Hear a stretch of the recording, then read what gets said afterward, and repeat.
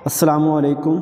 हमारी MCQ series का जो है qualify guide educational psychology MCQ series का ये 7th पार्ट है। और चलते हैं अपने पहले क्वेश्चन की तरफ। A child acquires the ability to solve abstract problems in logical fashion in the period of. जो बच्चा है वो एब्स्ट्रैक्ट थिंकिंग जो होती है उसकी एब्स्ट्रैक्ट जो प्रॉब्लम की तरफ जाता है वो किस स्टेज में जाता है। आपने को बताया था कि जीन पियाजे की जो कॉग्निटिव डेवलपमेंट थ्योरी है जिसकी 4 स्टेजेस हैं, उसमें जो एब्स्ट्रैक्ट थिंकिंग वाली चीज़ आती है ना, वो आती है फॉर्मल ऑपरेशन स्टेज में। यहाँ लिखा हुआ है लॉजिकल के एक वर्ड, आपने कुछ की वर्ड्स टर्मिनोलॉजी याद रखनी होती हैं जिसकी बुनियाद पर हमें वो चीज़ें जो है ना वो याद रह जाती हैं। तो लॉजिकल हमने कहा था कंक्रीट ऑपरेशनल स्टेज में होता है, और जब एब्स्ट्रैक्ट कहा है तो एब्स्ट्रैक्ट जो होता है वो फॉर्मल ऑपरेशनल स्टेज में ये वाला आता है। नेक्स्ट क्वेश्चन है Edward Lee Thorndike is known due to his contribution for. हमें पता है कि जो एडवर्ड थॉर्नडाइक है उसने कौन सी ट्रायल एंड एरर थ्योरी दी थी, और लेकिन वो कह रहा है कि इसकी किसके साथ और कंट्रीब्यूशन है। तो आपको ज़हन नशीन कर लेना चाहिए कि जो थ्योरी है ना इसकी ऑपरेंट कंडीशनिंग बीएफ स्किनर की, वो इस ट्रायल एंड एरर थ्योरी के ऊपर बेस कर रही है। यानी उसने जो आइडिया लिया था बीएफ स्किनर ने वो इस थ्योरी से लिया था। तो ये वाला ऑपरेंट कंडीशनिंग जो है इसका जवाब वो ठीक होगा। नेक्स्ट क्वेश्चन है process through which experience cause permanent change in knowledge और बिहेवियर। हमने क्या कहा था कि चेंज इन बिहेवियर हो, और फिर मैंने एक आपको अच्छी डेफिनेशन बताई थी कि लर्निंग की ज़बरदस्त डेफिनेशन ये है कि जो change in behaviour on a permanent basis and a useful positive change, ऐसी चेंज जो सोसाइटी में एक्सेप्टेबल हो, परमानेंट हो, लॉन्ग टर्म हो, तो उस चेंज को हमने क्या कहा था, चेंज इन बिहेवियर कहा था। उसे लर्निंग कहते हैं। क्या कहते हैं? लर्निंग। इसका करेक्ट ऑप्शन क्या होगा? बी होगा, लर्निंग। जबकि बाकी ऑप्शन को देखें तो मॉडिफिकेशन, चीज़ों को बेहतरी की तरफ लेके जाना, एक्सपेरिमेंटेशन, एक्सपीरियंस करना, अल्टरेशन, चीज़ों को बदलना या शॉर्ट टर्म के लिए। नेक्स्ट क्वेश्चन है the age of 3 to 6 years are narrated by Erikson in his theory of psycho social development is concerned with the stage.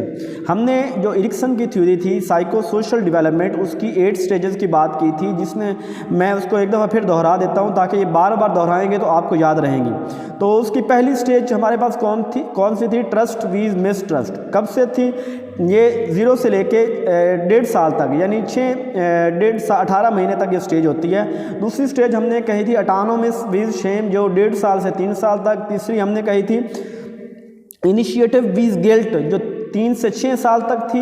उसके बाद हमने इंडस्ट्री वीज इन्फीरियरिटी 6 से 12 साल तक थी, जो पिछली सीरीज़ में वो क्वेश्चन गुजर चुका है। उसके अलावा जो नेक्स्ट आइडेंटिटी वीज रोल कन्फ्यूजन, ये हमारी 5th स्टेज थी, और ये वाली कब से शुरू हो रही थी कि 12 साल से 18 साल तक। उसके बाद हमारी वो इंटीमेसी वाइज आइसोलेशन, जेनेटिविटी वीज स्टैग्नेशन, और उसके बाद लव इंटेग्रिटी वीज डिस्पेयर।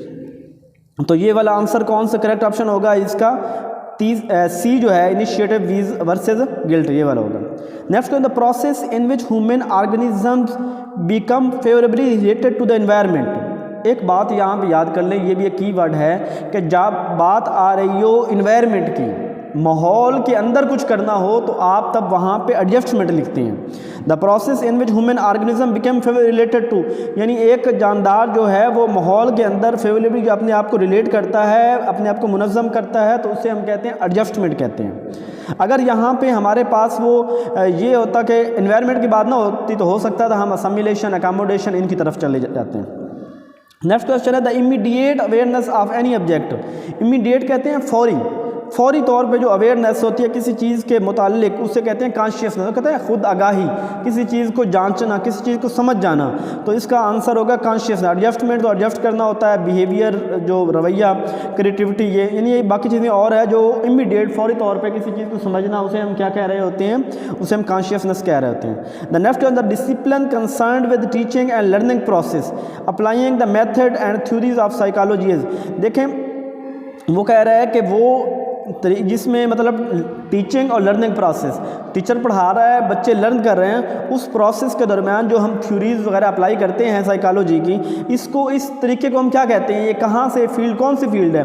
तो इसे एजुकेशनल साइकोलॉजी कहते हैं। यानी अब हमने बज़ात खुद साइकोलॉजी बहुत वास्ट है, लेकिन जब लर्निंग की बात हो रहेगी तो लर्निंग में जो साइकोलॉजी यूज़ हो रहेगी उसे हम एजुकेशनल साइकोलॉजी कहेंगे। Next question, the learner and learning theories are studied in, जो लर्नर है और जो थ्योरीज हैं किस में पढ़ाई जाती हैं, तो ये थ्योरीज जो लर्निंग के रिलेटेड जो थ्योरीज हैं वो साइकोलॉजी में पढ़ाई जाती हैं। नेक्स्ट क्वेश्चन है, orderly adaptive changes individual go through from conception to death. अब कह रहा है कि बर्थ से लेके यानी शुरू से लेके डेथ तक जो एक इंसान में तब्दीलियां आती हैं, जो इंसान तब्दीलियों को अडॉप्ट करता है, इख्तियार करता है, उसे क्या कहते हैं, उससे डेवलपमेंट कहते हैं। देखो एक बचपन से लेके डेथ तक एक मुकम्मल प्रोसेस है लर्निंग का, उस मुकम्मल लर्निंग के प्रोसेस को हम डेवलपमेंट कहेंगे। नेक्स्ट क्वेश्चन है, changes in body structure and function over time, time के साथ जो जिस्म के अंदर जो चेंजिंग आ रही होती हैं, जो कामों के अंदर जो फंक्शन के अंदर जो चेंजिंग आ रही है, तो उसे क्या कहते हैं, उसे फिजिकल डेवलपमेंट कहते हैं। देखो जो ज़ाहिरी एक इंसान बच्चा है वो छोटा समझे कि उसके जो वज़न है 3 किलो है वज़न, फिर 4 किलो 5 किलो, इसी तरह हाइट किसी की है 2 फुट है, 4 5 6 7 8 फुट, तो ये जो उसकी फिजिकल अपीयरेंस के अंदर जो चेंजिंग आ रही है, इसी चेंजिंग को फिजिकल चेंज कहते हैं। Next changes by which mental process become more complex.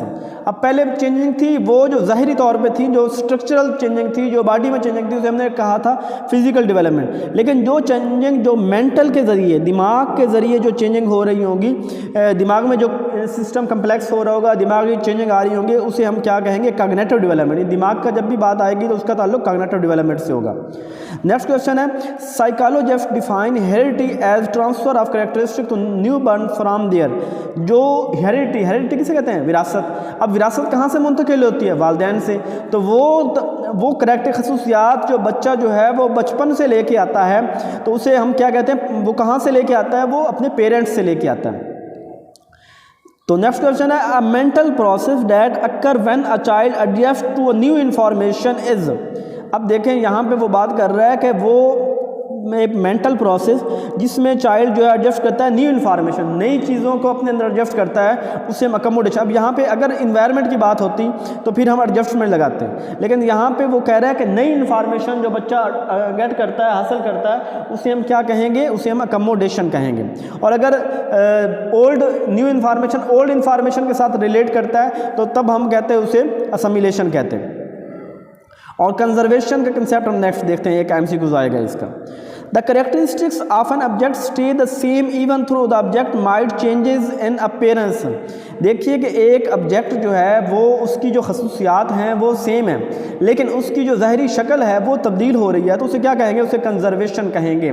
जैसे देखें, आपने एक गिलास है, उसके अंदर एक पानी, उसके अंदर पानी डाला, एक छोटी सी फ्लास्क है उसके अंदर पानी डाला, या एक जो है ना 1 किलो पानी आपने जग के अंदर डाला, 1 किलो पानी आपने जो गिलासों के अंदर डाला, तो अब पानी वही है, पानी का काम प्यास बुझाना है, पानी की शक्ल सेम है, लेकिन क्योंकि पानी ने अपनी हैबत बदली है, शक्ल बदली है, जग में और शक्ल से था, गिलास में और शक्ल से है, तो जब किसी चीज़ की खसूसियात वही रह जाएं लेकिन उसकी जो है ना वो ज़ाहिरी शक्ल जो है वो बदल रही हो, तो उसे को हम कहते हैं कंजर्वेशन। क्या कहते हैं, कंजर्वेशन। नेक्स्ट क्वेश्चन है, view that emphasises the active role of the learner in building knowledge and understanding. जो एक स्टूडेंट जो कोई भी है, जब वो अपना नॉलेज को खुद, हमने एक कंसेप्ट देखा था कंस्ट्रक्टिविज्म का, कि जिसमें क्या था कि जो बच्चा था अपना नॉलेज को खुद बिल्ड करता था, खुद कंस्ट्रक्ट करता था, खुद चीज़ों का एक्सपीरियंस करता था। फिर तो कह रहा है कि active role of learner in building knowledge, अपना नॉलेज खुद बनाना, खुद अंडरस्टैंड करना, तो ये किसको कहते हैं, ये कंस्ट्रक्टिविज्म को कहते हैं, कि जिसमें अपना नॉलेज खुद बनाता है। और असिमिलेशन, जिसमें ओल्ड नॉलेज को न्यू नॉलेज में मर्ज करता है। कंजर्वेशन, जिसमें हमने पिछले वाले एमसीक्यूज में देखा कि चीज़ों की हैबत बदल जाए और खसूसियात वही रहें। अकोमोडेशन, जब नई इन्फॉर्मेशन को एडजस्ट किया जाए। The next question, the state when a person realize that his or her current ways of thinking are not to understand a situation is. देखिए, अब मैं इसकी आपको थोड़ी सी मिसाल देता हूँ। आपने बच्चे को बताया कि बेटा ये बिल्ली है, ये कैट है, और बच्चे ने उसको देख लिया कि 4 टांगे होती हैं, ऐसे ऐसे होती है, एक बिल्ली है। अब बच्चे ने उसके अंदर अपने अंदर जो है ना वो बिठा लिया कि कैट है। नेक्स्ट टाइम आप बच्चे के सामने 4 टांगों वाला कोई और जानवर, डॉग लेके आ जाते हैं, बच्चा फिर कहेगा कि वो एट अ बिग कैट, पहले वो स्मॉल कैट थी, ये बिग कैट, लेकिन आप बच्चे को कहेंगे नहीं ये कैट नहीं है। अब जब पहले बच्चा जो था वो इक्विलिब्रियम कंडीशन में था, था, चीज़ों को समझ रहा था उसके, लेकिन अब बच्चा किस में चला गया है, बच्चा डिसइक्विलिब्रियम में कंडीशन में चला गया है। बच्चे को नई इन्फॉर्मेशन आई है और बच्चे की सोच उस तक नहीं जा रही, बच्चे को नहीं पता, तो उसको क्या कहेंगे, डिसइक्विलिब्रियम कंडीशन कहेंगे। तो यहाँ पे वही बात कर रहा है कि जब वो बात कर रहा है कि person realise that his her current ways of thinking are not to understand a situation, कि उसकी वो पुरानी जिसे कहते हैं इम्बैलेंस स्टेट होना, ना समझ पाना नई चीज़ को, तो उसे डिसइक्विलिब्रियम कंडीशन कहते हैं। नेक्स्ट क्वेश्चन है assuming that other experience the world the way you do is. ये एक टर्मिनोलॉजी है जो ये जीन पियाजे में भी यूज़ होती है, उसकी सेकंड स्टेज में, प्री ऑपरेशन स्टेज में, कि बच्चा एगोसेंट्रिसिज्म होता है, जिसे हम वो कहते हैं कि बच्चा ज़िद्दी होता है, यानी बच्चा हर चीज़ को अपने नज़रिए से देखता है। बच्चा सोचता है कि जैसे मेरा चीज़ों के मुतालिक नज़रिया है ना, तो सारी दुनिया जो है ना चीज़ों के मुतालिक ऐसे नज़रिए रखती है।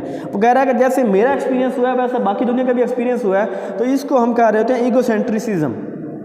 नेक्स्ट क्वेश्चन है अ सर्च फॉर मेंटल बैलेंस की बात हुई, मेंटल बैलेंस, दिमागी बैलेंस की, between cognitive schema and information from the environment, जो उसके दिमाग के अंदर ऑलरेडी एक चीज़ मौजूद है और जो इन्फॉर्मेशन उसे बाहर से, माहौल से मिली हैं, और वो दोनों बैलेंस स्टेज में है, तो इसे हम इक्विलिब्रेशन स्टेज कहेंगे, कि जिसमें जो दोनों चीज़ें हैं, जो हम नई इन्फॉर्मेशन ले रहे हैं और जो अंदर हमारे दिमाग के स्कीमा के अंदर ऑलरेडी हैं, वो दोनों सेम हैं, आपस में रिलेट करती हैं, मुमासलत रखती हैं, तो ऐसी चीज़ को हम इक्विलिब्रेशन कंडीशन कहेंगे।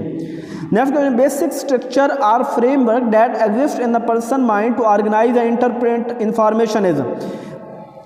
देखिए एक बात यहाँ पे, स्ट्रक्चर, फ्रेमवर्क, ऑर्गेनाइज, इंटरप्रेट, ये कुछ टर्मिनोलॉजीज़ हैं। जब जो चीज़ हमारे दिमाग के अंदर जो है ना वो मौजूद होती है और वो स्कीमा यानी तरतीब के साथ पड़ी होती है, ऑर्गेनाइज होती है, इंटरप्रेट, स्ट्रक्चर, तो उसे हम स्कीमा कहते हैं, schema. Next question, the ability to use symbol to represent action और ऑब्जेक्ट। तो जो सिंबल के जरिए हम चीज़ों को रिप्रेजेंट करते हैं उसे कहते हैं सीमियोटिक फंक्शन। क्या कहते हैं? सीमियोटिक फंक्शन। इसके जो बाकी लफ्ज़ भी देख लेते हैं। यहाँ पे एक लिखा हुआ है सेरिएशन। सेरिएशन कह रहे होते हैं कि चीज़ों को असेंडिंग डिसेंडिंग आर्डर में, छोटी से बड़ी, बड़ी से छोटी में तरतीब देना, उसे सेरिएशन कहते हैं। सेंट्रेशन ये होता है कि किसी एक चीज़ का मरकज़, महवर, किसी एक चीज़ पे फोकस करना, एक पॉइंट को, इसे सेंट्रेशन कहते हैं। नेक्स्ट क्वेश्चन है arranging object in sequence according to one aspect is. चीज़ों को अरेंज करना एक ख़ास एस्पेक्ट में, ये जो पिछली वाली बात होती है वही इसका जवाब है सेरिएशन, यानी चीज़ों को एक ख़ास तरतीब में उसको अरेंज करना, तो उसे कहते हैं सेरिएशन। असेंडिंग डिसेंडिंग आर्डर हो सकता है, जिसे तरतीब सऊदी, तरतीब नज़ूली भी कहते हैं। नेक्स्ट क्वेश्चन है focus on only one characteristics. किसी एक चीज़ पे फोकस करना उसे सेंट्रेशन कहते हैं, यानी मरकज़, महवर, एक चीज़, किसी एक चीज़ पे फोकस करना उसे सेंट्रेशन कहते हैं। सेरिएशन वही पिछली बात। यहाँ पे एक लफ्ज़ आ गया एनिमिज़म। एनिमिज़म ये होता है साइकोलॉजी की दुनिया में बच्चा ये समझता है कि हर चीज़ जो है ना, जो मुझे फील हो रहा है ना, बाकी भी वैसे फील करती है। मिसाल के तौर पे बच्चा जा रहा है, उससे ना कहीं पे वो ठोकर लगी है, अब ठोकर लगने से उसके पाँव को दर्द हुआ है, तो बच्चा जिस चीज़ से ठोकर लगे ना, बच्चा दो ठोकरें उससे जानबूझ के खुद मारेगा। बच्चा कहेगा कि इस चीज़ ने मुझे मारा है, दीवार ने, और मैं भी इसको मारता हूँ। यानी बच्चा ये समझता है कि जितनी मुझे तकलीफ़ हो रही है उतनी, आप स्कूलों में देखते होंगे कि एक बच्चा जो है ना वो आया है, सर जी इसने मुझे मारा है, उस्ताद मजाक से कहता है चल तू भी इसे मार ले, तो बच्चा उसे दो मारता है। वो समझता है कि जितनी मुझे उससे तकलीफ़ पहुँचाई है ना, मैंने भी उससे उतनी तकलीफ़ पहुँचा ली है। नेक्स्ट क्वेश्चन है the ability to logically combine relation to understand certain organism. अब हमने एक जीन पियाजे की थ्योरी में, कॉग्निटिव डेवलपमेंट थ्योरी में थर्ड स्टेज में पढ़ा था, कंक्रीट ऑपरेशन स्टेज में, कि उसमें जो है ना वो चीज़ों को लॉजिकली जो है ना वो बच्चा समझना शुरू हो जाता है। वो चीज़ों को जो लॉजिकली समझना, अंडरस्टैंड करना, उसे क्या कहते हैं? ट्रांजिटिविटी। चीज़ों को बदलना, आगे उसमें लॉजिकली शिफ्ट होना, लॉजिकली अंडरस्टैंड करना, इसे कहते हैं ट्रांजिटिविटी कहते हैं। नेक्स्ट क्वेश्चन है phase eight which a child can master a task if given appropriate help and support. देखिए एक बच्चा जो है, ये 3 स्टेजेस हैं, आपने वो उसकी जो है ना वो वगाट्स्की की थ्योरी में देखा होगा कि वो कहता है कि एक स्टेज वो जो बच्चा जानता है, दूसरा वो जो बच्चा जान सकता है किसी की हेल्प के ज़रिए। तो वो जो जान सकता है, बच्चे में एबिलिटी है उसको जानना किसी की हेल्प, तो वो जो एरिया है उसे जोन ऑफ प्रॉक्सिमल डेवलपमेंट कहते हैं। तो यहाँ कहता है कि वो एक ख़ास हेल्प मिले ना, तो वो बच्चा जो है ना किसी काम में मास्टर बन सकता है, तो उसे क्या कहते हैं? Zone of proximal development. Next question है sense of concern from future generation. Future generation की, अब ये यहाँ पे ना अगले कुछ क्वेश्चन जो है ना वो इरिक्सन की जो थ्योरी है, साइकोसोशल थ्योरी, उससे आ रहे हैं। तो कह रहा है कि इरिक्सन की वो कौन सी स्टेज है कि जिसमें बच्चा जो है ना, जो इंसान है उसको फ्यूचर अब जनरेशन जो है, जो मुस्तकबिल आने वाली जनरेशन है, उसकी ये ख्वाहिश होती है कि अपनी जो चीज़ें हैं वो उसके अंदर शिफ्ट कर दें। तो ये वाली स्टेज नंबर 7 है, जिसे जो 41 ईयर से 65 ईयर तक होती है, और इसे इस स्टेज को जेनेटिविटी भी कहते हैं कि इस स्टेज में बंदा जो है ना आने वाली नस्लों के बारे में सोचता है और सोचता है कि उनमें मुंतकिल कर दे चीज़ें। नेक्स्ट है the complex answer to the question who am I. वो हमने जो देखी थी इरिक्सन की वही बात कि वो पहले में क्या कह रहा था, trust with mistrust, autonomy with shame, initiative with guilt, industry with inferiority, identity v versus role confusion. अब आइडेंटिटी मतलब क्या होता है कि अपनी पहचान। तो कह रहा है कि हु एम आई किस में बात करता है, कि अपनी पहचान के बारे में किस में बात करता है, तो वो आइडेंटिटी में बात करता है। नेक्स्ट है eagerness to engage in productive work, कि किसी भी बच्चा उसमें जो है ना वो प्रोडक्टिव वर्क में इंगेज होता है, उसे दिल करता है काम करने को, वो मेहनती बच्चा बनता है। तो किस में बनता है, वो इंडस्ट्री, जो इरिक्सन की 4th स्टेज है 6 से 12 ईयर, बच्चा उसमें आप जो काम करते हैं बच्चा वो काम करता है, भागता है, शौक़ से काम करता है। आप घरों में देखते होंगे कि इस 6 से 12 साल के बच्चे को आप दुकान पे भेज रहे हैं, आप कहीं पे भेज रहे हैं, तो उसी को जो है शौक़ होता है काम करने का। तो इसे इस स्टेज को जो कहते हैं वो इंडस्ट्री, ये 4th स्टेज है उसकी। नेक्स्ट क्वेश्चन है willingness to begin new activities and explore new direction. अब देखें कि वो बच्चे की कौन सी स्टेज है जिसमें उसे नए काम करने को, नई दुनिया देखने को दिल करता है। तो ये वाली स्टेज है 3rd स्टेज, इनिशिएटिव, जिसमें बच्चा इनिशिएट लेता है, नए काम को करने को शुरू करता है। नेक्स्ट क्वेश्चन है senses of self acceptance and fulfilment. कौन सी स्टेज है जिसमें जो एक इंसान है वो उसकी जो है ना वो मुकम्मल हो गया होता है, उसकी सेल्फ कंसेप्शन और उसकी जो है ना फुलफिलमेंट, यानी ज़िंदगी की तभी। तो ये वाली जो लास्ट स्टेज है इंटेग्रिटी, जिसमें एक शख्स जो है वो मुकम्मल हो गया होता है, या सब कुछ उसने पा लिया होता है या कुछ भी नहीं पाया होता। सॉरी। तो ये 8th स्टेज है। नेक्स्ट क्वेश्चन है a technique that involve changing the level of support from learning is. हमने अभी बात की थी कि एक बच्चा, एक इंसान जो है एक ख़ास एरिया को जानता है और एक ख़ास एरिया में मास्टर करना चाहता है, को स्किल सीखना चाहता है। तो जो स्किल सीखना चाहता है उसे हम कहते हैं जोन ऑफ प्रॉक्सिमल डेवलपमेंट। और वो जो जोन ऑफ प्रॉक्सिमल डेवलपमेंट में जाने के लिए उसे जो सपोर्ट चाहिए, जो सपोर्ट करने वाला जो बंदा उसे सपोर्ट देगा, तो यानी जिसकी सपोर्ट से उसे इसका फोल्डिंग कहते हैं, यानी वो टेम्परेरी हेल्प, वो सपोर्ट जिसमें वो जो है ना वो जोन ऑफ प्रॉक्सिमल डेवलपमेंट में पहुंच जाता है, उसे कहते हैं स्कैफोल्डिंग। होप सो आपको समझ आ गई होगी। किसी भी MCQs के मतलब आपकी कोई BGS है, कोई आपको अगर समझ नहीं आई तो आप कमेंट में मेंशन करें, आपको ज़बरदस्त तरीके से समझा दिया जाएगा। और कमेंट कीजिए, लाइक कीजिए, अपनी राय का इजहार कीजिए और दुआ में याद रखिएगा। जज़ाकल्लाहु खैरा।